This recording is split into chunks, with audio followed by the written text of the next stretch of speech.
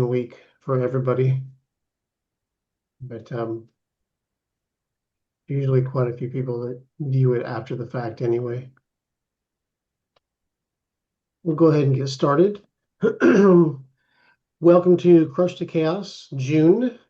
I am Philip Brown, your host, and what we do every month is bring on a few panelists to discuss kind of how to improve your business, how to work on your business, maybe work on automations in your business, all within the context of the specialties of the panelists that are on.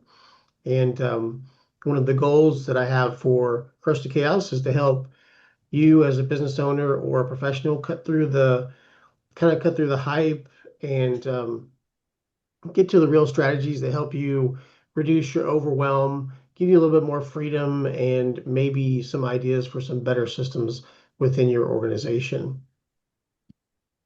My name again is Philip Brown. I'm a systems and automation strategist. I'm also um, advisor to CEOs, founders, and executives in multiple size companies, all the way up to companies and organizations like NASA and Harley Davidson, down to small um, local organizations like HVAC companies or even lawn care maintenance companies, restaurants, etc. I'm the host of Crush the Chaos, creator of Compose Framework, which is a new framework that I put together to help companies battle this confusion around how do I implement automations and AI in my company with the way that I do business. Um, Everything is specific and bespoke to that company. So I created a framework that kind of works around that. My mission is to help leaders and um, small businesses kind of escape the weeds of confusion and build a business that can give them the freedom that they originally started it for. A lot of companies, a lot of businesses start because they want to escape the rat race and get a little bit of their own time back. Sometimes it doesn't work that way, we all know, but sometimes it can. And that's what I'm trying to help companies do. So as you can see, I do have a couple panelists today. What I'll do is I'll start with Tina Brinkley Potts first. Tina, I'll let you go ahead and introduce yourself and give us a little bit of background, and then we'll have Dr. Dion give us a little bit of her background, and we'll go into the talks. So I will spotlight you for everyone here. Sure. First off, thanks for having me. And my name is Tina Brinkley Potts. I've been a business strategist for more than 30 years now. I focus on growth. So whatever is keeping people from growing, because most people are working very hard in their businesses, but yet sometimes growth seems to escape you. And so I focus on helping you find what those bottlenecks are, helping you automate and then delegate so that you can grow faster. Over the course of my career, I've helped, companies that we tracked create more than 250 million in revenue. I've taken a company public and got 4.5 times EBITDA. So I've been doing, things from a different standpoint for a long, long time. And I focus right now on businesses that like to also sell their knowledge. So if you've been a plumber for 30 years and you can teach somebody how to grow their plumbing business, I help you, own your IP and scale your business even further. So that's a little about me. Awesome. Thank you, Tina. Next, we have Dr. Dion. Dr. Dion, I'll spotlight you so you can introduce yourself. Thank you, Philip. Hello, everyone. It's such a blessing to be here. As Philip said, I'm Dr. Dion Roundtree. I am an expert leadership trainer, a coach, and a speaker, certified with Dr. John Maxwell. I've been doing personal and professional development for a very long time and decided to take my knowledge and skills into a full-time entrepreneurial venture called Roundtree Training and Consulting. And I also have a faith-based leadership development nonprofit called Leading from Within Ministries. I'm an author. I'm an adjunct professor, and I'll share a little bit more about myself as we go on, but it's a pleasure to be here. Thank you for having me here. I think one of my passions is just helping people to understand self-awareness, emotional intelligence, because I find that no matter what the technical skills you have, degrees, experience, systems, and processes, if you don't know how to manage yourself, you won't know how to lead others. Definitely well said. Thank you. Welcome. All right, I will go ahead and we can get right into it. Thank you all for introducing yourself. We'll start off with Dr. Dion and her presentation. So let me stop sharing my screen and I'll let you share, Dr. Dion. Okay, thank you.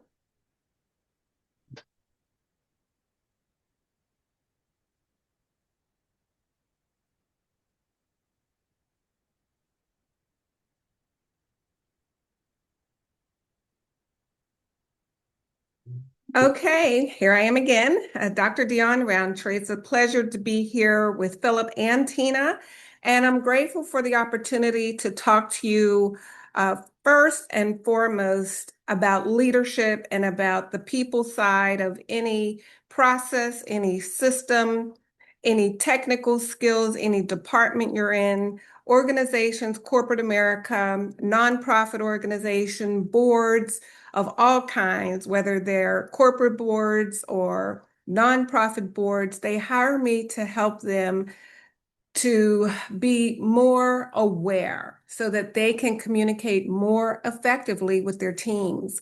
And I love doing what I do. I've been doing this again for a very long time, but became a full-time entrepreneur over 5 years ago. And I love seeing the light bulbs come on. I love seeing people take control and responsibility for their own success. And today on Crush the Chaos, I want to give you 3 leadership strategies that's going to help you to regain your focus, to reduce the overwhelm I know I have experienced and still do, and to be more impactful in any venture, in any endeavor that you partake in. This is just a little more background about myself. I am an author of 2 books, Beyond the Boardroom, Learn How to Play and Win at the Game of Corporate Politics. It's my first book that I wrote many years ago, and today it is still so relevant to help people to be more prepared when they go into either the workplace or go into business for themselves. This book highlights about 25 tips to help you to be more confident, prepared, and aware of what you're going to encounter in the workplace and beyond.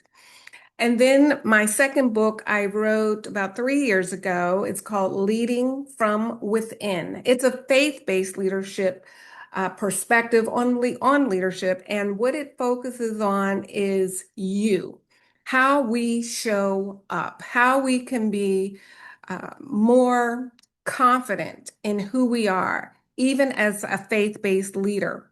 And so I give you many nuggets and tips to help you to navigate the workplace and your personal life as well, because leadership is in every aspect. I'm a parent. I know I use my leadership skills as a parent, as an employee, as an entrepreneur, even as a friend or in social networks. You always need to know what you bring to the table, particularly if you're a faith-based leader. So if that's who you are, or if you're just curious as to what that means, both books are available on Amazon.com or on my website, and I'll give you the QR code later.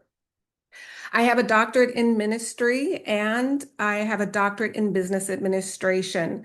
As you can see, a master's in leadership and an undergrad in business management. So I'm a big proponent of education. I think it's opened so many doors. I think it boosts people's confidence and it gives you credibility and it enhances trust when someone wants to hire you.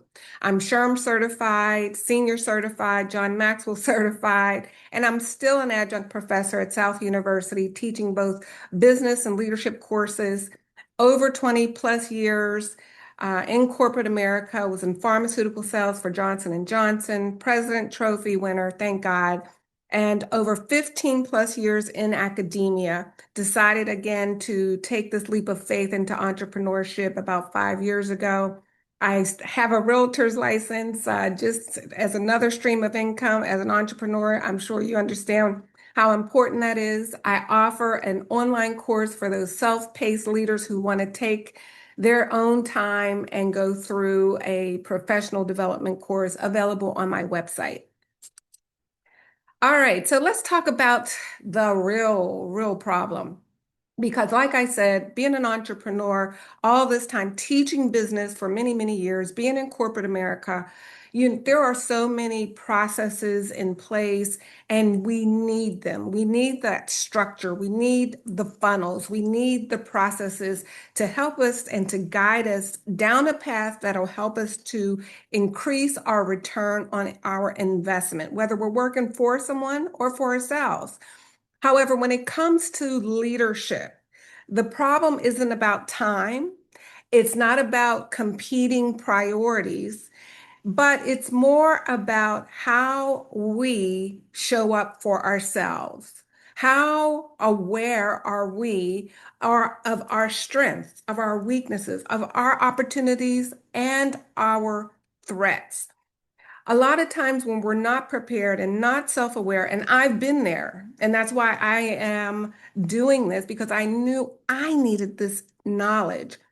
We end up reacting to problems instead of approaching them in a professional manner, in control, self-aware, and bringing value to any organization that we're working with.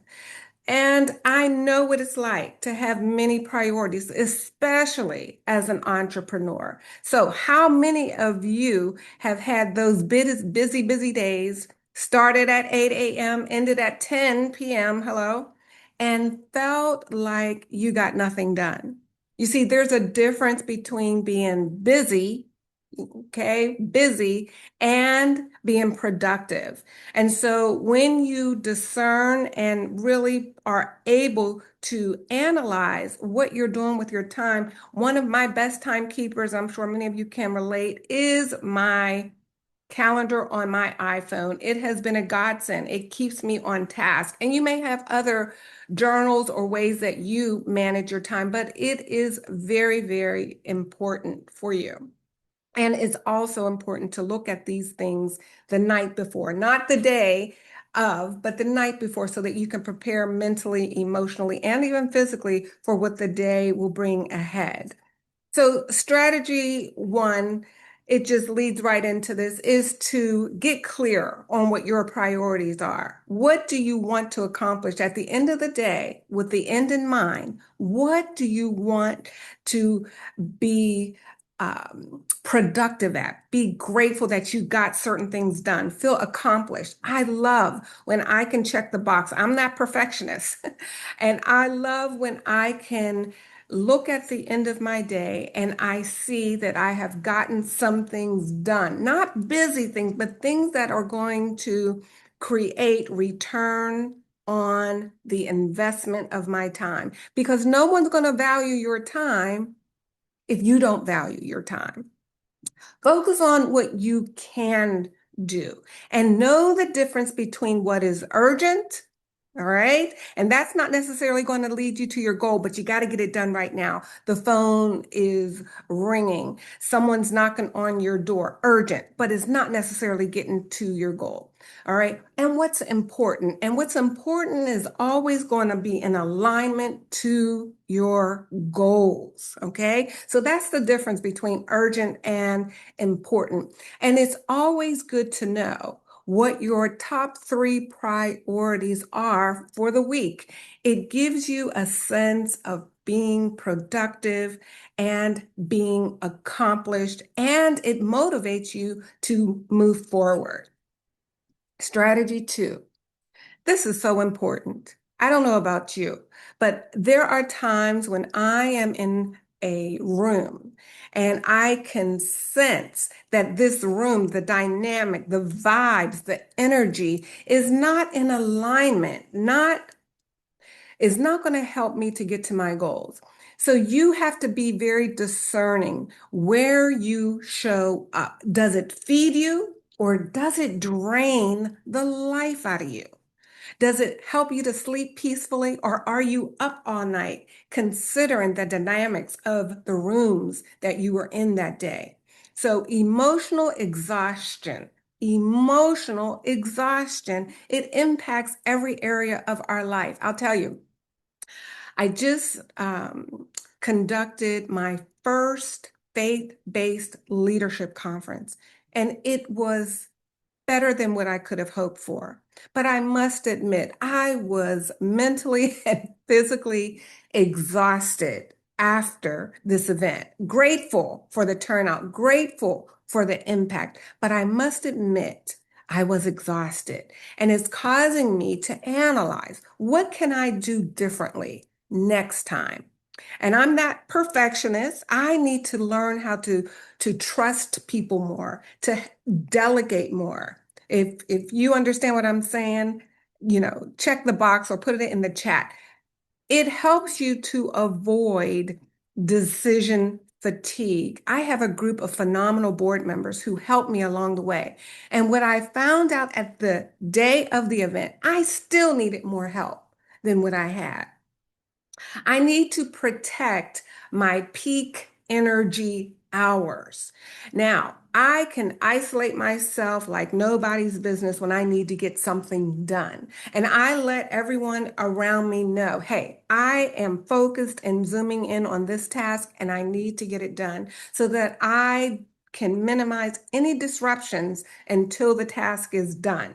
You have to be able to do that, especially if you're working at home like I do, where you can get many kinds of disruptions. And you have to set those boundaries in love. You tell the people that you know, like, and trust, the people that you love, your children, your spouse, your friends, that, right now is not a good time. Set your phone on a particular focus. This is work time, so that your phone isn't constantly disrupting you.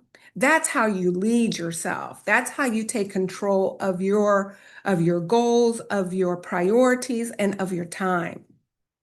And I just alluded to this. You got to stop wearing every hat. And I'm, an entrepreneur like myself, solo entrepreneurs, we are accustomed to wearing every hat. And in the beginning, you must do that because you're trying to minimize cost, right? So that you can make a profit. But there has to be a time when you realize that you can let others in. You can delegate. You may even have to pay for it, but it's worth your time. It's worth you giving up that time and minimizing the energy it takes for you to do certain tasks. I must admit, Phil, I'm loving ChatGPT. I love AI because truly it has been such a gift and time saver for me. So know how to leverage those tools. And just because I know I can do it all and truly want to do it all because I'm that perfectionist, I have to release it and let go and trust others' creativities and work styles to get the job done. And if you don't have those people in your life, if you don't have those experts that you can call on, you need to search for the ones that are in alignment with your vision. That's hard to do. People will come and go. But when you find the core people that you know, like, and trust who can support you on your journey, that's going to give you the peace of mind to know things will be done according to your standards. The Crush the Chaos framework is clarity, having the capacity, and the collaboration, which we just talked about. So know your priorities, protect your heart, protect your energy. Don't let anyone into your space. And know that you can find It is possible, and I'm a testimony to this. You can find those people that you know, like, and trust to delegate particular tasks to. And when you find those people, cherish them. That's your team, that's your core, and they have the same high standards that you do. When you find that, you will help to diminish the overwhelm that we all go through when we find ourselves trying to do everything. So, beginning tomorrow, the one thing that you will stop doing that creates unnecessary chaos is, what is it for you? Challenge yourself and make the change.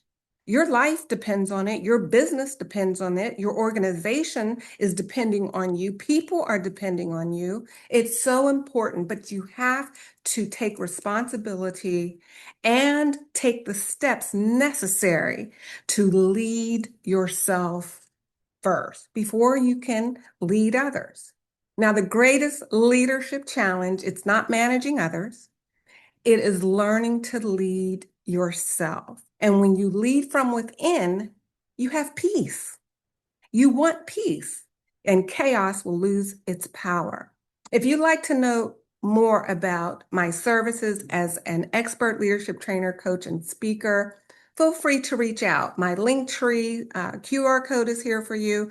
My 2 books are also available on Amazon. Audible, Leading from Within, a Faith-Based Perspective on Leadership. It's available on Audible. So Phil, thank you for allowing me to be here to share with your audience about how I crush the chaos. Well, thank you, Dr. Dion. I want to say one thing. I know, leadership is definitely super, super important right now.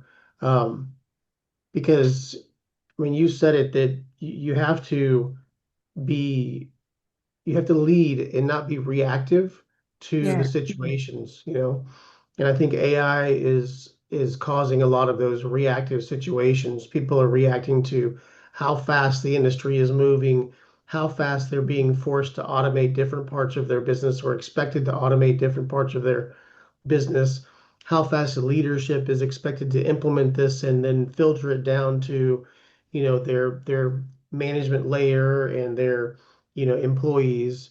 And I think it causes a lot of confusion and a lot of chaos in companies right now, especially with reports saying that 95% of the implementations done in 2025 failed, and they're trying to figure out how to do those implementations successfully in 26. And can be a real trying time. And this is, I think, the time when true leaders will shine and kind of get that. it- those who have experience know how to be proactive. They just have to kind of take the reins back and actually be proactive. And I Mm. feel some leaders who may have been leading in positions in companies for a long time have gotten a little bit complacent, and they need to kind of go back to their roots of what made them such a good leader and kind of be more proactive so that they're not reacting to everything around them and the feeling of chaos because of what's coming up in the forefront with AI and all the pushes to automate so much within your businesses these days. I agree. I agree. I love the tools. They can help you to be more efficient, but you really have to be more self-aware, not Yeah. just of yourself, but of the people too, because it will drain the life out of them. Being more productive, as far as getting tasks done, can truly burn people out. Yeah, and it's important to remember that a lot of the hype is around the tools, right? Exactly. It's not around the people doing anything wrong. It's not around the people being insufficient in their tasks. It's Hmm. more around the tools. And, I one of the things that I hope people can get from a lot of, especially conversations with you and with Tina, is that, the human factor still needs to be there. It's Absolutely. still important, especially, connection and everything, which leads us into our next panelist, Tina. Hi, thank you. Yes, Dr. Roundtree, wonderful presentation. And, Oh, thank you, Tina.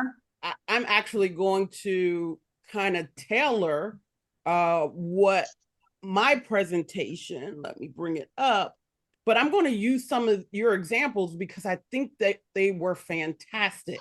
Oh, thank you. First and foremost, Philip, man, putting the two of us together, you really did something good, right? It was a great match, right?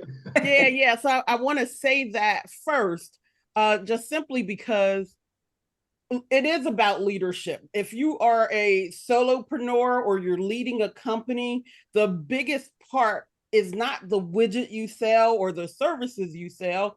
It is the leadership to move that company forward.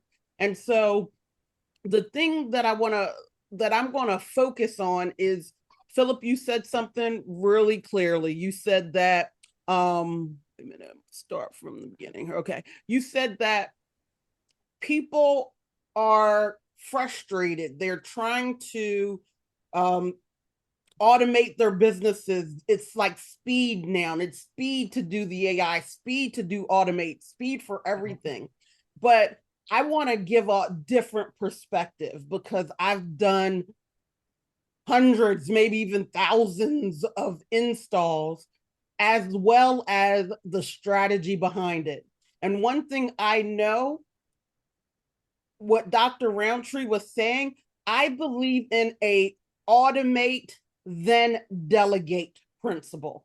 Okay.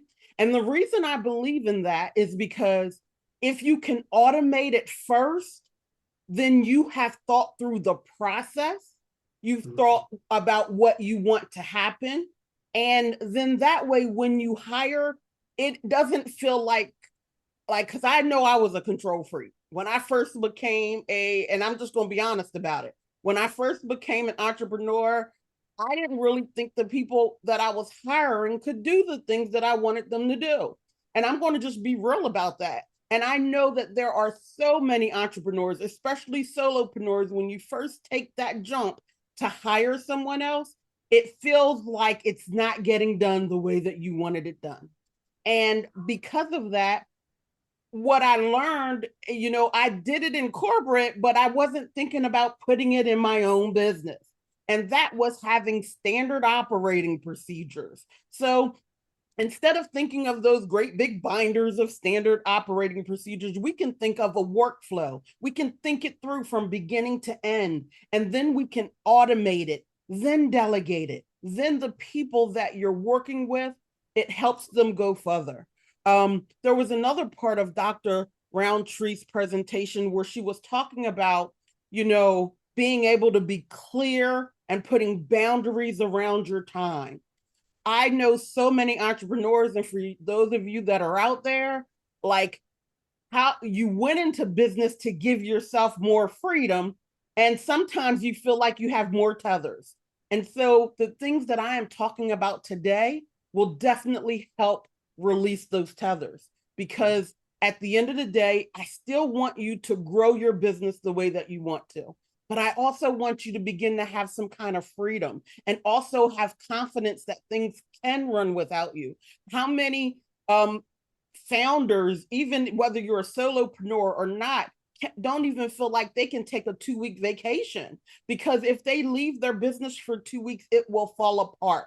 Or while they're on that vacation, they're constantly taking work calls because they can't seem to, because things still really depend on them, still really depend on their thinking. And so what I help people do is I help make sure that that thinking is inside of their system.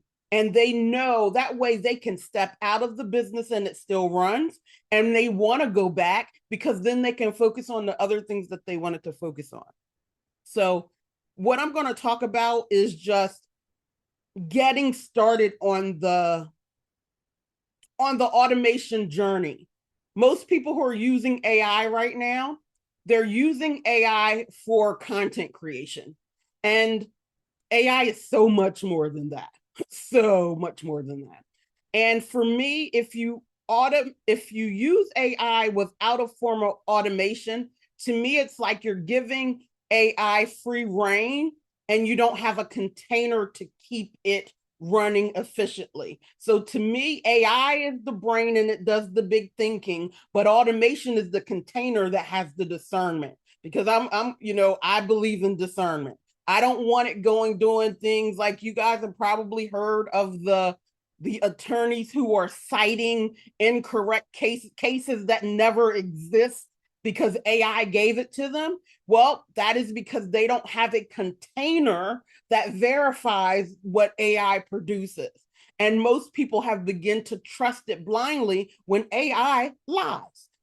It doesn't mean to. It's going to say it just as plainly as it's going to tell you the truth, but it's not really giving you discernment between which is which. And so some of the things I'm going to talk about today is going to help with that. So first thing I want to talk about are the people who are afraid of making changes and trying to build AI because some of the things that they use might be old, right? They might have their main fulfillment for their customers could be in one particular software. And in their mind, it doesn't connect to how they pay their payroll or whatever it is. Most of businesses out here have silo problems. They got a system for this, they got a system for that, they put this in Excel, and they are repeating the information. So you have one person that is copying and pasting from another. It just causes all kinds of problems, whether people know it or not. First problem that it causes is it's inefficient. If you have to take the information from one system and put it in another system manually, those are hours that are being misused in your business. And I just want to say it plainly because it doesn't have to happen. The second thing I want to say is that it causes blind spots in decision making. And I'm going to make a joke, but it's not a joke, that this is part of the problem that we have with our government, not just now, but from the beginning of time. That you have independent state government software and you have federal government software. And guess what? They don't talk to each other at all. Think about that in your business. If you have an HR system over here and you have the people that are actually doing the work over there, do those systems talk to each other? What happens in the deciphering of the information? That is a big deal, and it costs companies so much money, and sometimes they don't even realize how much it costs them. The other thing it can do is customer experience breakdowns. The left hand just doesn't know what the right hand is doing. And there are some people who actually think they like that. Like I know that a lot of people used to say, I don't want the right hand to know what my left hand is doing because then they won't need me. And a lot of times that is just not true. So, but it does make it more cohesive.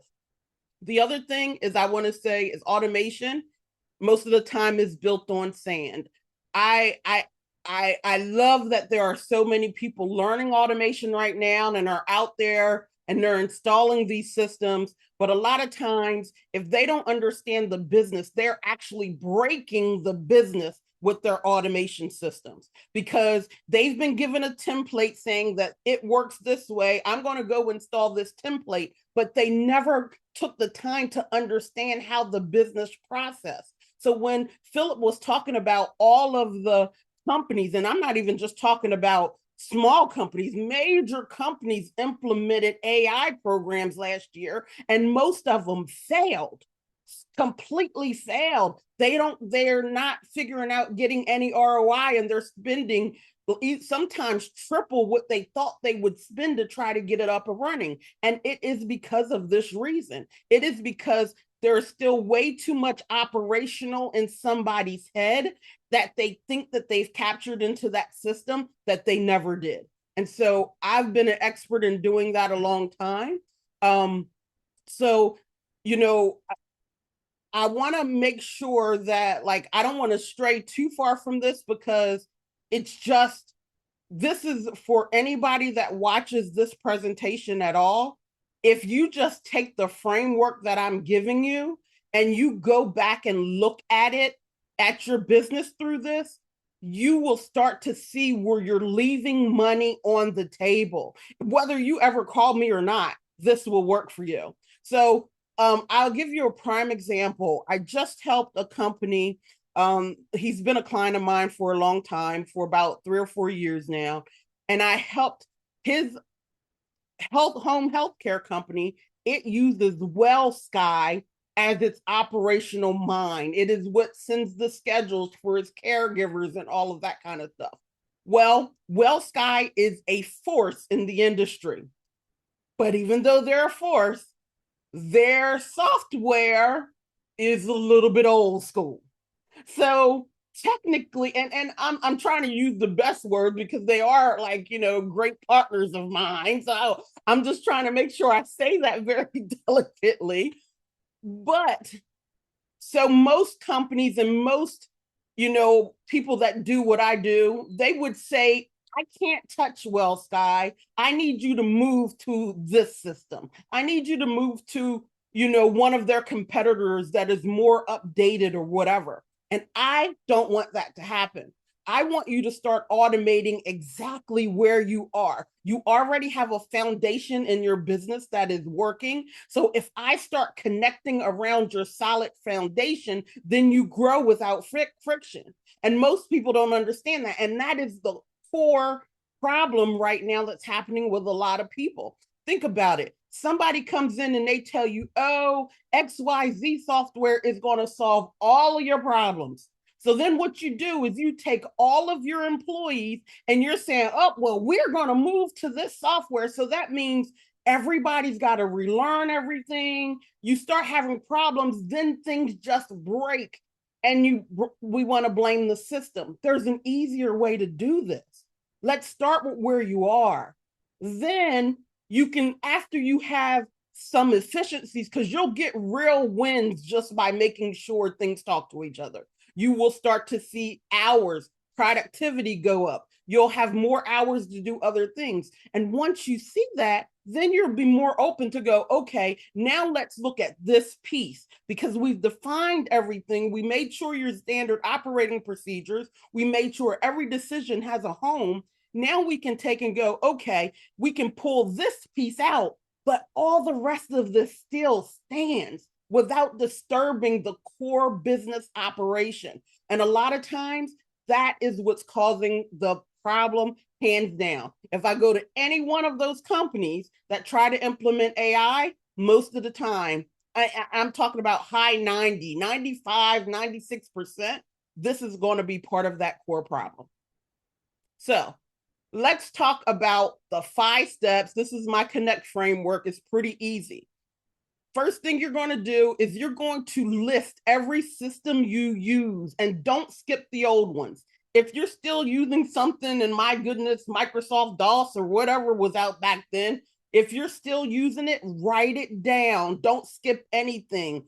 Identify all of the systems. Then your second step is to start looking at, where does the data originate? What comes out of that system? Is my sales coming out of that system? Do I collect the AR from that system? What comes out of that system, and where does it need to go? Is it a manual handoff? Is it going automatically? What's going on?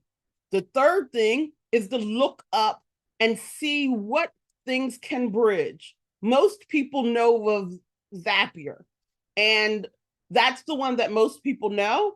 Zapier works with a lot, but there are other ones. My favorite one is Make. For me, Make, I can connect anything with Make, anything. Even whether it's listed or not listed in their integrations. But then you can start saying, okay, let's make these things talk to each other. If you don't feel comfortable with API and Zapier or whatever, then you want to look for someone who can do this for you. But this is the first step that you can do. The next step is close the critical gaps first. Which disconnections are costing you the most money? If you realize that, or costing you the most peace. Dr. Roundtree said, listen, she said she did her event And when she came back, she was drained. She said that she is grateful for it. She's not saying that she's not grateful. She's not saying that it wasn't successful, but she's saying that it was drained. She said that she is going to sit there and she's going to really think about it and think about what was it that drained her? What is it that she's going to be able to do? But she also gave us a hint. And my God, I said, I used to do this myself. She said, I also sometimes don't feel comfortable with delegating, or I might not delegate enough because that isn't my first thing. Think about it. A lot of us are doers. I was the first in my family to do a lot of things. So I'm a real big doer. And if you come from that background, you have a difficult time handing stuff off. It's just the facts, right? So I'm going to look at what's draining my time. The biggest thing that drained my time or that I had problems with for me was my schedule. So I don't manage my schedule. I now have systems around my whole schedule, so I can't double schedule anything, because I was good for doing that, right? You find that critical gap and you start plugging them in. It doesn't mean you have to do all of them at once, but find that critical gap. Then the most important thing is you design a command center. And what I mean by that is get a dashboard that you can look at any given time. And it is a real-time dashboard because you've now connected everything to show you your important numbers. One of the things I tell all of my clients is that there are leading and lagging indicators in a business. Okay, money is a lagging indicator. It comes from the sales of your business comes from past events. What you did 2 weeks ago, what you did 6 months ago, that is what is building to that money. And most of the time, because people don't understand that, they make short-term decisions that screw them in the long term. So I want you to be able to start seeing the numbers that matter to you. There's numbers that matter to me. I need to know the traffic that is going to my business if it's online, or how many people are going in the door if that is the way that I get business, by you coming into my door. How many people call us on a daily basis if we get most of our business by the phone? If we do chat, if chat is the way, how many people are we chatting with a day? That's a number I need to see when I open my dashboard every day. I need to look at other different numbers, because once you understand those numbers, you can predict the money that is coming in your business. So I know for a long time, it used to be a lot of coaches would use the language, I help people get to 6 figures. I help people get to 7 figures, this, that, and the other. And the FTC started cracking down on that stuff, right? And it's okay. But the problem that came out of that is that there are people like us who really do it. There are people who can really look, because we're doing it as a mathematical equation. We're looking at your data and saying, based on your data, this is what you have to do in order to get to that result. Now we're going to focus, Dr. Roundtree's words, right? Once we know what we need to focus on, everything else becomes white noise. Sometimes it tries to pull you away, and you got to have things in place that you can stop allowing that to pull you away. But once you know what to focus on, I know that if I get 100 or if I get 1,000 people to this particular landing page in a month, that the output is around $10,000 for that offer. Like, once you know and understand that, it is all a reverse engineering process about the numbers. And so that's why this is important. If you guys didn't take a screenshot, Philip says this goes up, the recording, but this is really how you start automating your business. So wait a minute, let me go. So I want to go back to the example with Steve that I just did, and I talked about WellSky. Before I did the work for him, they were scheduling in one system, billing in a separate platform. The HR data was in something else. They had to manually key the payroll. The owner was chasing stuff over 4 apps. Plus, they were manually enrolling their clients and all of that kind of stuff. By the time I was done, his 2.5 hour onboarding for his clients is now down to 20 minutes in home health care. That's a big deal. All the systems are connected in an integrative way. The data is flowing automatically. We're still working on the payroll side, but it's getting there. But everything else is working. His business, he went from 7,000 a week in revenue to 30,000 a week in revenue with the same people enrolling. They stopped dropping leads. They bought leads from aging care. And you know, whether anybody knows it or not, if you use any kind of lead service, when that lead comes in, you really have to be the first one to call them if you want to get that business. If you're not the first one, it went to 5 people. If you're the last one to call, most of the time you're not likely to get them. So the response time became automatic because an email went out. It wasn't waiting for the agent care lead for somebody to key it into the system. I went and scraped it and make sure it goes automatically into the system. So now there's no double keying there. But then the thing that made them grow so fast was that there's a nurture sequence beyond the immediate time, because one thing about home health care is that most families end up switching agencies at least twice. And so if you know that stat and you stop marketing or communicating with them because they made another choice, you've just lost business that's going to come to you in probably the next 3 months, because it's a human business. Yes, you now have a caregiver going in your home and maybe they didn't like that caregiver and something happened, so they switched to another agency. So now he also gets that business. So I just wanted to show you a way that it actually works. So, you know, here's the things I hear all the time. We can't connect them. I hear that all the time. That is not true.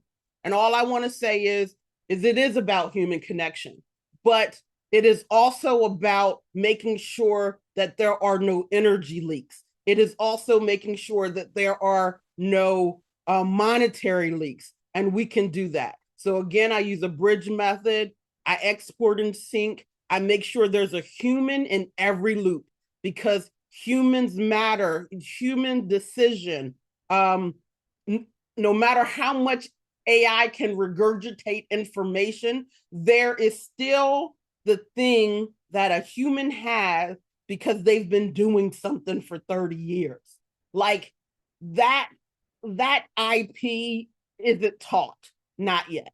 So I think, yeah, I've kind of gone over all of this apart because I'm just really passionate about what I said. So you guys can take a screenshot of this if you want, because again, it's just, this is what you should be doing. Go audit your system, find the manual handoffs, and then identify at least one thing that you're going to do going forward. That's awesome, Tina. One of the things that I would like to mention back on your map, your ecosystem, um, it's so important for companies to understand that they have to go and catalog every system they have, not just the systems that they know about, but they need the systems that the 20 extra Excel spreadsheets that actually drive the dashboard that goes to the portfolio managers, right? Or they need the access database or this little piece of software that somebody in the IT department created so they could do their job faster. All of those need to be put into this catalog so they can fully understand what's actually being utilized in their company. I've seen so many large organizations, it's so hard to get something like a large piece of software approved.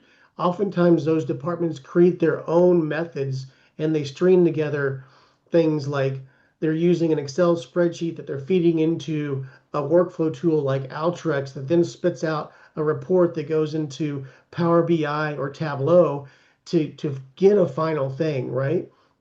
When it doesn't have to be that way. And they could be waiting 6 months just to get the one software that removes that whole piece But then again, they've gotten comfortable with that piece. So now it's a change management issue, right? Do I want to change and go to this new software and learn the new software? And I've seen companies also with project management. I do a lot in project management, and I've seen a company that's had 6 different project management tools because somebody came in and said, well, this one's going to help improve the project management tool that we have now. And then, well, this one's going to help improve that one, and this one's better than that one. And then you have 6 or 7 different project management tools that are being utilized across the company in different departments. I've even seen them using project management tools together to do the same thing. Like Jira with Clarity with Oracle PPM. And it's like, why are you even trying to do that? So, it's kind of, they have to really understand the what's being used, and also who are the heroes in their company. Who are the ones that at 10 p.m. at night answer the call that the system can't do, but they're just quietly fixing it so that everything still runs right and it looks good in the morning, right? Right. Right. Yeah. I mean, when you talk about those three different project management software, most of the time that's because they love this part of this software because it gets the result, and then that part of that software. And instead of trying to force one or the other, they just decide to use all three. And then what's happened in a lot of those companies that laid off employees because they thought they were getting where they wanted to go with AI, what they found is they didn't know that that particular person that they laid off, the way that they stayed so efficient was because they had 10 different software that they used to manipulate the data to get where they wanted to go. So when that person walked out of the door, that part of the system walked out of the door too. And now it's not working the way that they thought it was going to work when they implemented AI. That's what's happening. 100%. Yeah, that's where they lose insight, and they lose sight and vision into what their company is actually using. And I'm glad that you brought up integration, because what I always tell people is, when I say I've automated and done AI for years, it often starts with companies wanting to integrate software that they don't think can be integrated.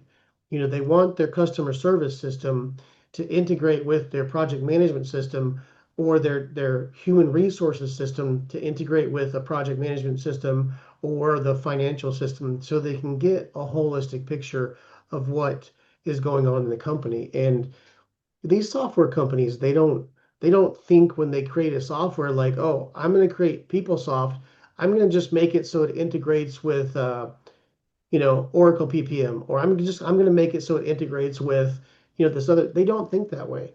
They're just concentrating on their one piece of software, right? Yeah, yeah, yeah. So Yeah, it's crazy because one of the things I think is there was this big movement to try to bring people back into the office, right? Because they felt people yeah, were not productive and they weren't getting everything that they want or needed. Well, the problem was not the people. It still is not the people. The no, problem is the systems. The yep, problem is they really truly did not understand how to manage people in a virtual environment. They don't understand dashboards. They don't understand productivity. They don't see most of what being in the office did was, okay, well, I see you sitting at your desk. I know you're here, and so I know that you got to be doing the work, right? But so when yeah, they didn't see them, they didn't know how to make the same environment virtually. How do we keep the same culture virtually? How do we get the same work product virtually? And there are so many ways. We've helped so many companies do whichever version. Some of them have been virtual for more than, I've been working from home for more than 12 years. So like it oh yeah, just can happen, but most people didn't know what they needed to know. yeah. I've been working from home for, wow, almost 30 years now. um, just because, and for me, it was a necessity because of my home life. Being a single parent, I forced myself I was like, there's no way that I'm gonna be at work for 8 to 10 hours a day and not be able to, take my child to activities, do the sports activities, the after school stuff, all that stuff, and participate in these events. So I always negotiated the ability to work from home. Now I did travel some, and I might have been somewhere a week or Monday through Thursday, and then home Friday through Sunday. But the thing that I always negotiated with the companies, and it's funny that you talked about the some of the things about being in office. I called it cubicle conversations. And I said, well, I can be in my home office and I can get 8 hours of productive work, or I can come to your office. And that means I'm going to probably have about 4 hours of cubicle conversations just because people are going to see me and want to talk to me. And then I'm going to get 4 hours of productive work done. So basically, in office, I'm doing half of the productive time than I would in my home office with scheduled meetings, right? So, and they always eventually saw the pluses more than the minuses in that.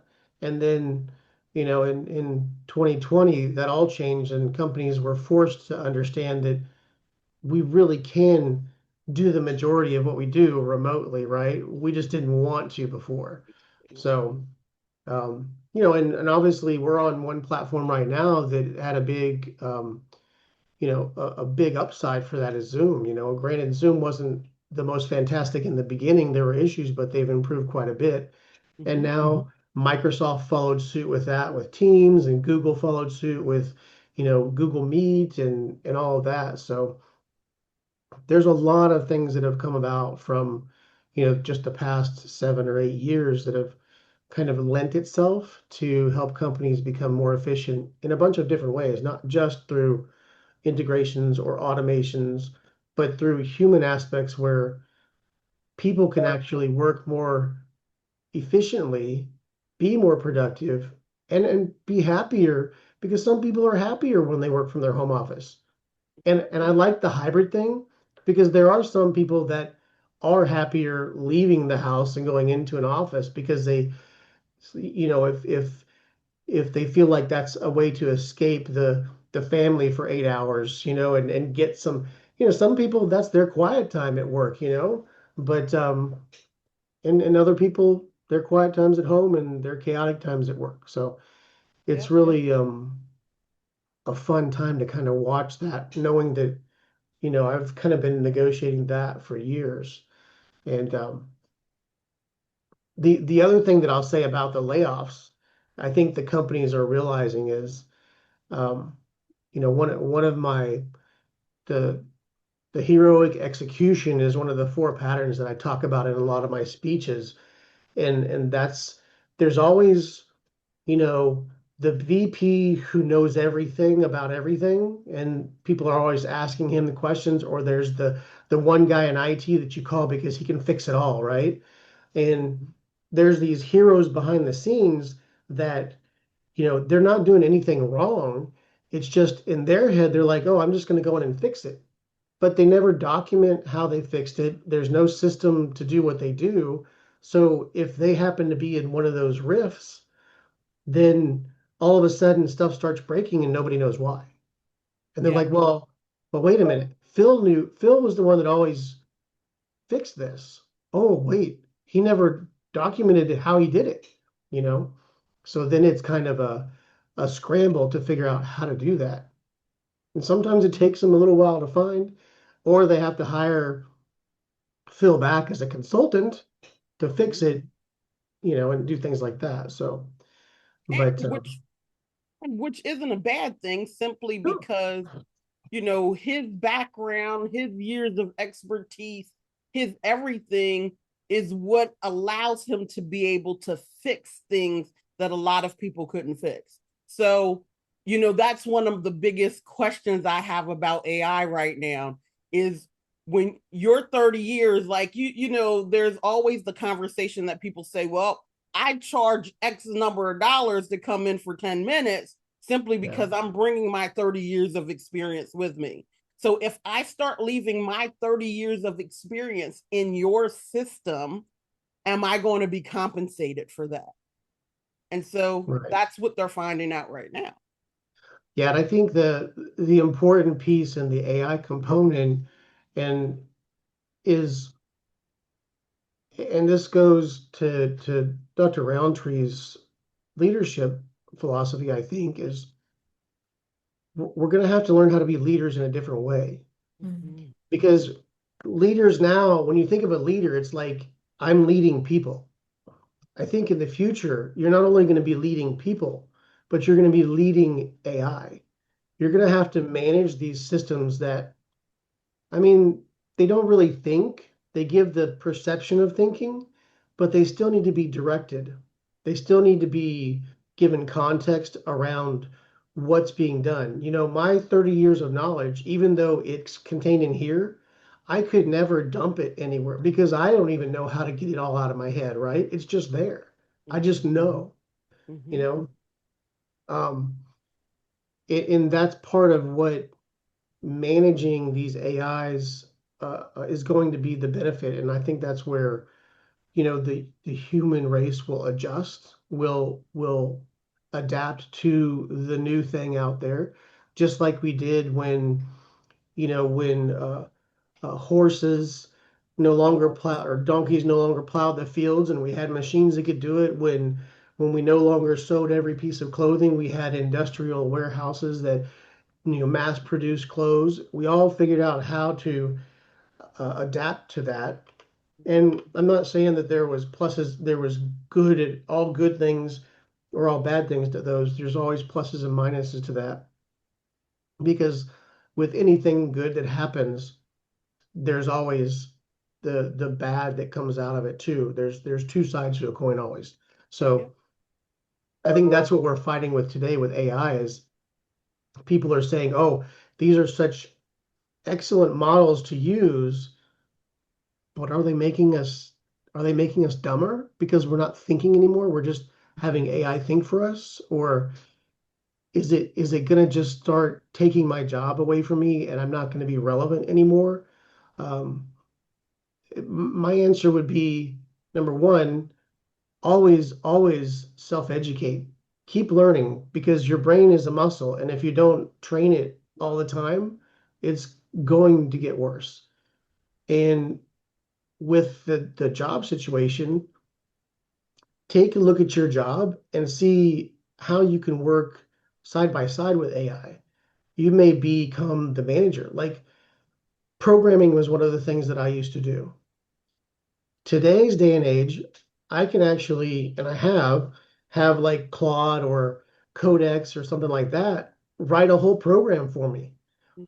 But it doesn't mean that I can actually go sell that program because I still have to go in and make sure that there's pieces to it that are secure and hardened so that nobody can hack it. And if a bunch of people log into it, it's not going to like crash or break and stuff like that. Those are pieces that AI doesn't know how to do yet. So there's a lot of things that maybe in the future it will get more intelligent and be able to do that, but I don't think that future is anytime soon. You know, there's Yeah. some out there that say 2 years, 5 years, you know, by 2030. I think it's going to be more like 25 years or 30 years away before we get to the point where what people are scared of today actually even gets close to being a reality. And by You know then, what, Carol? I must admit, I'm teaching a class right now. It's operations management. And I think it's so interesting having this conversation. Was talking to my students just about the leadership side and the fear of, AI, taking their jobs and so forth. But I gave the example. I took my son on a test drive of a Tesla. yeah, And Tesla, he's in love with it. I'm in love with it, I must admit. The fact that the fact that the car can self-drive, and my son was like, "Ooh, I'm not sure I'm ready to allow this car to drive itself." And I'm sitting there in the passenger side. I'd do it in a heartbeat. And I think it is comfort level, is people being comfortable with technology, but realizing that they still are very much an important component of the technology. I mean, if, whether it's AI or a self-driving car, there is human input that is needed. I mean, garbage in, garbage out with AI. And I was listening, I showed a movie, a short film about the Lego Corporation, and the CEO was talking about how, leadership is changing. It's not the top down where one person's making the decision and telling people what to do and delegating. It's more about a collaboration, particularly in these high tech companies or these companies that have rely on creativity to create products or new innovations. And the CEO talked about how management and the workplace is more like a playground, like where children, they're playing and they're each kind of analyzing and seeing where they fit in, and each is bringing their own creativity, their own personality, their own uniqueness, and their own strengths to the playground. And everyone has a part, in leading. It's not just one individual making those decisions, but it's everyone. And I think what you're sharing about software, it's knowing what components can do the best and be the most efficient, but it doesn't take away from our humanity in being needed in utilizing these software applications. For me, as a solopreneur, I was sitting there listening to you all, and I'm like, wow, this is, great for big companies. And as a solopreneur, I think about how I'm using, right now I'm using Go High Level, or High Mhm. Level, I should say. And for me, it's very efficient because everything is in one. I used to have Calendly in one, and a CRM in another, but now, and my social media automations in another, doing a lot of things manually, but fortunately, and even my website now, I've moved my website into High Level. Yeah. And for me as a solopreneur, not having employees, it helps me to, number one, minimize all the energy of trying to do everything. And then AI, does help me with my content and so forth. I do think, for me, I've always loved technology. And I do believe in processes so that we can be efficient. But I do want to encourage all of us, just to not be afraid and be insecure about AI taking over the planet and eliminating, human willpower and the capital that's so necessary in order to operate our companies, efficiently. But the leadership is going to change. It's not the top down. It's a collaboration, and it's a valuing, the strengths that every person has. So. Wow. So Yeah. I have my own command center. It's built on Go High Level. So I took Okay. Go High Level and I took my 30 years of building sales and marketing automation, and I I put it all in there, and I have like dog trainers, I have uh clothing lines, just all kinds of stuff, but from things that I had already built. I mean, that's just another way that I use my intellectual property. But Okay. there was something else that you said, and I thought, here's a great story. Like when I worked for Wyoming Concrete was the company that I took public. And Mm. when I first worked there, um, and I was the assistant controller at this point in time, they created what was a block plant. And that block plant, instead of them manually building block forms and then pouring the concrete, they created a huge block plant that had more output, 25, 30 times the output that their employees had, right? Now, everybody was afraid that all of those people would just lose their jobs, right? That's the biggest fear.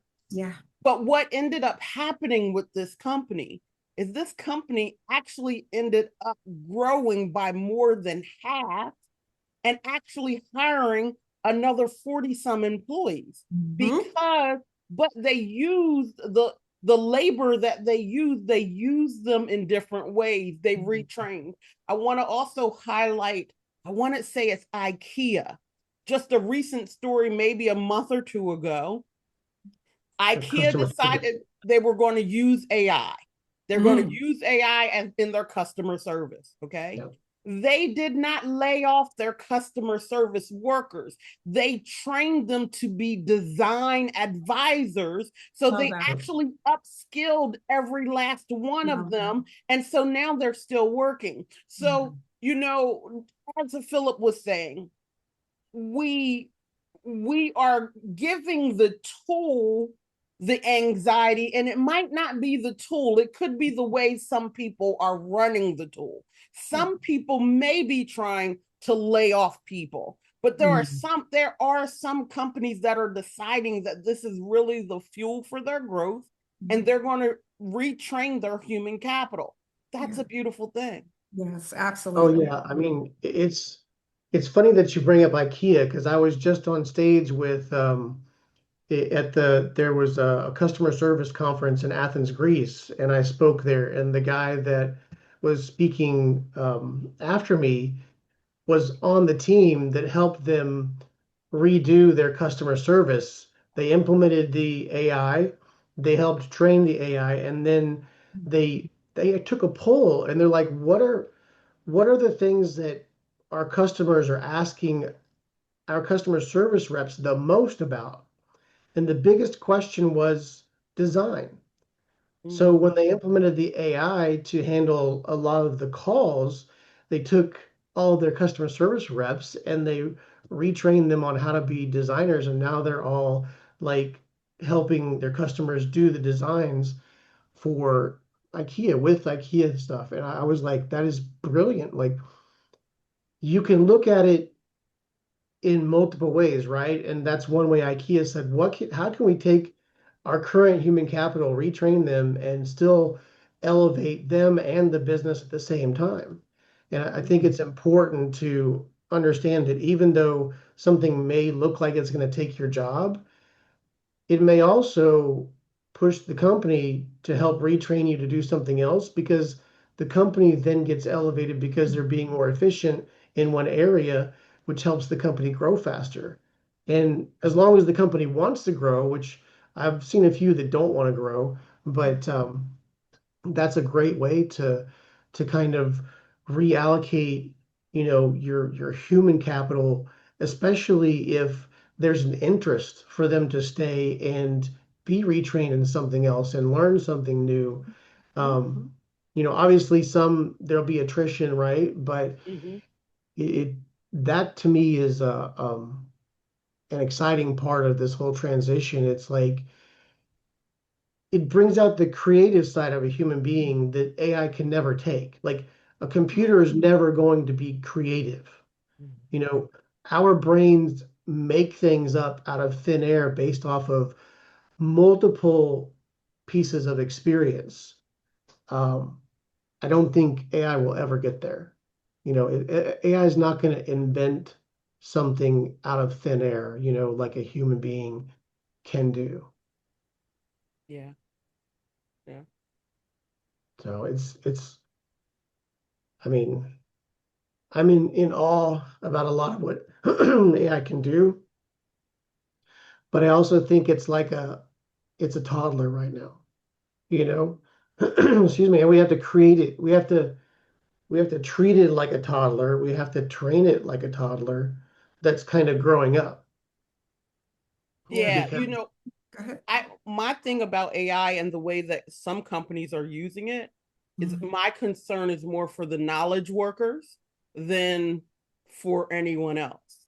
Because at this point, are you protecting your knowledge? Are companies extracting your knowledge and not planning to compensate you? You know, what's the difference between labor and intellectual property, right? Like, to me, those are important conversations. And I want I want people, especially those like we're talking about, that guy that's been really handling everything and nobody really knows how he does it, but he Right. does it. And like he needs to really begin to document that, whether he's documenting it for himself or for the company, because sometimes you come in with some of this knowledge. So if you give it to the company, what's the difference between the labor you're giving? You said a great example, Philip. You said, I can either work from home or I can come in here and give you 4 hours. I can give you 4 hours of productivity, or you're going to get the 8 hours of productivity if I'm doing it from home, right? Right. So what are they paying you for? What is are they paying you for the labor, or are they paying to have and own your intellectual property? I think that's Right. a big thing that has to be decided, right?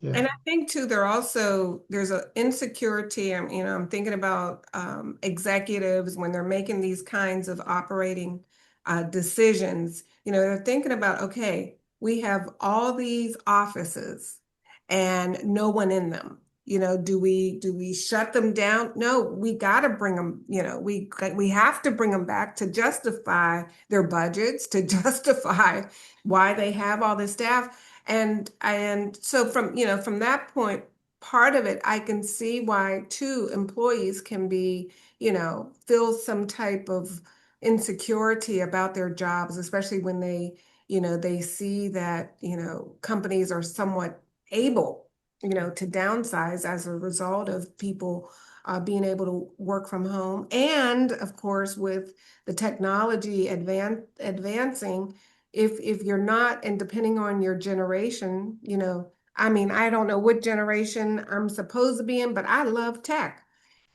I don't think my generation is supposed to like tech. And I know a lot of people in my generation that's afraid of it. But if you think about it, when the computer first came out, we had these same kinds of dialogues and insecurities. Oh, yeah. People were, afraid of the computer taking their job. But as we know, if we don't have people operating the computer, what good is it? And I think, Phil, what you were saying, we're in its infancy. And I think part of that, especially as process oriented and technology experts, is helping people like myself, the lay people who are utilizing and taking advantage of these tools, is to see it as a complement versus as someone that's taken away from who I am as a productive part of the marketplace. And that's how I see the tools naturally. I thank God every day. Thank you, Lord, for anything that's invented to make my life easier, Mm-hmm. more efficient. Because we as human beings, we're not robots. We only have Mm-hmm. so much energy, capacity to do whatever. And if I can get something else to do, automate, to take some of the thinking capital that I can utilize for something more important out of my hands, man, I am grateful. I feel so much more efficient as a result of, the tools I use, whether it's high level or uh, chat GPT.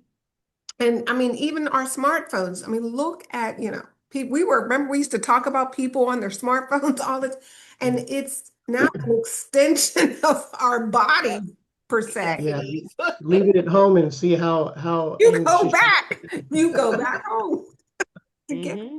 So it's just, it's a phase we're in, I think, with AI, and we need smart people like yourselves to help those of us who are not in that space to utilize it, to be comfortable with it, and to know our worth and value in actually utilizing and giving you all feedback to create even more efficient tools for us. So, Mm-hmm. it's a give and take, and I think there is space for both.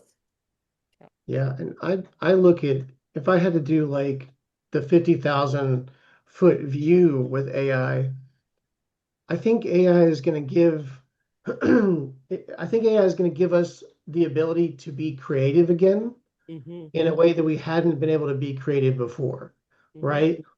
AI can do the simple things, the mundane things, the Wow. even even the complicated, like programming.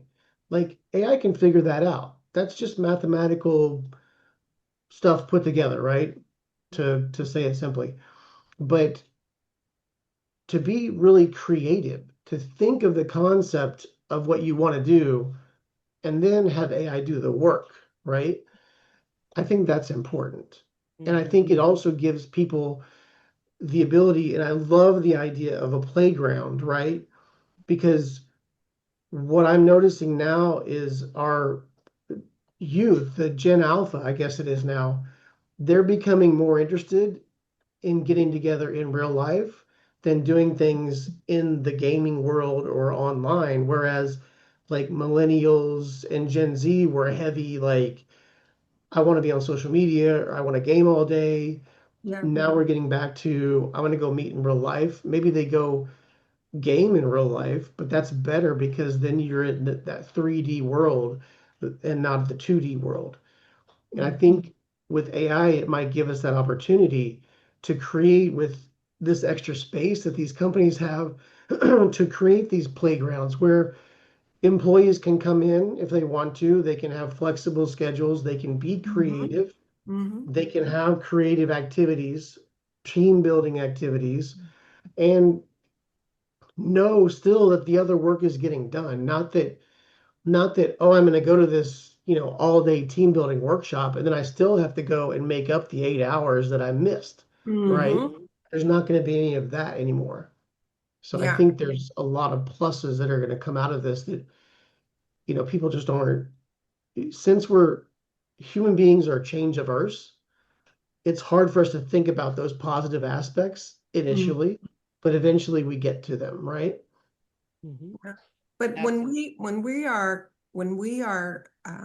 valued, and a lot of times executive leadership can, you know, have dramatic impact in helping employees to know that they are valued for what they bring to the table and for their team building, networking skills, and realizing that they're needed for the feedback. They're needed to increase the efficiencies and knowing what's working well and what's not.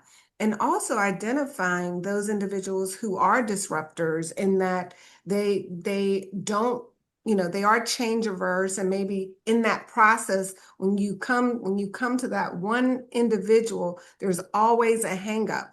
Then it helps you to identify, well, we need to focus on this particular employee to help them feel more comfortable versus there being this invisible tug of war. Every time the process is in place, here comes that same individual bringing some type of disruption because it's not the system, it's not the tool. We know that works, but it's the people who are not comfortable, who might not be self-aware, who are insecure about their job, about their value, and feeling that they're going to be left behind, so they got to make sure they sabotage the process, if you will, so that they can justify why they're there. And that's where the leadership training, that's where the leadership coaching comes Yes. in tandem, with these wonderful software applications.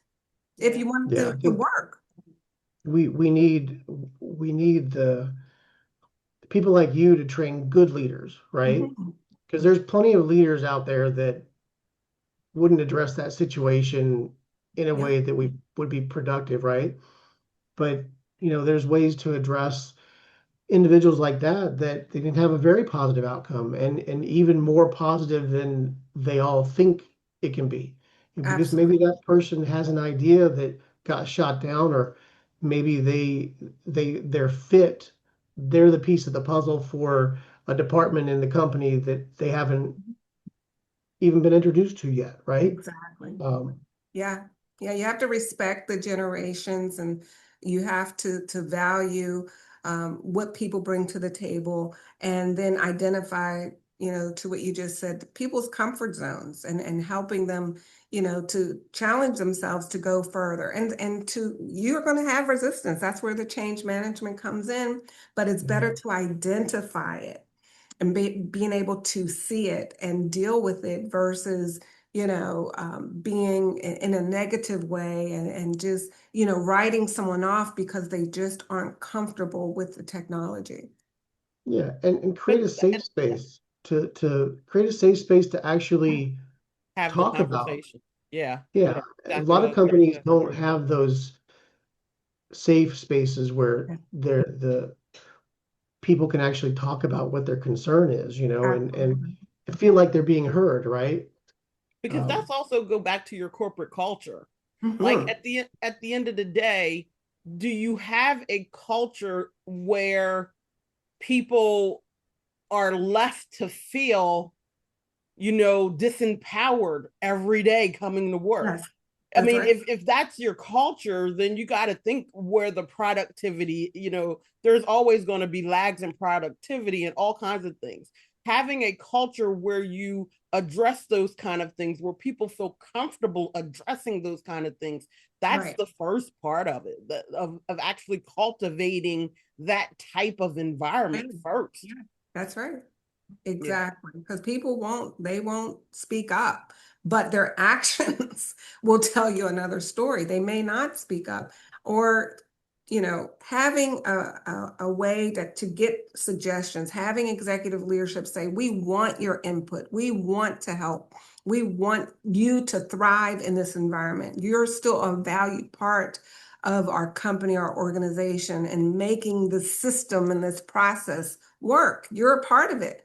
But depending on what's happening at the water cooler, the grapevine, if leadership isn't aware, then those bottlenecks will come up eventually. And you waste a lot of time, effort, and money trying to discern what that is. Yeah. yeah, exactly. I think I say this at the end of every Crush the Chaos is we always end up coming back around. And of course, maybe it's just me and I let my bias push it that way, but we always come back around to human connection because Yes.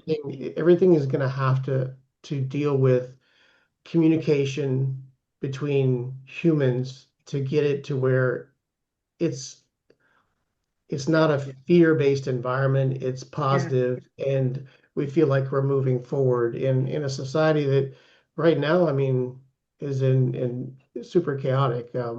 Especially if you watch a lot of the news and stuff like that. So Yeah. um, we're at 4:30.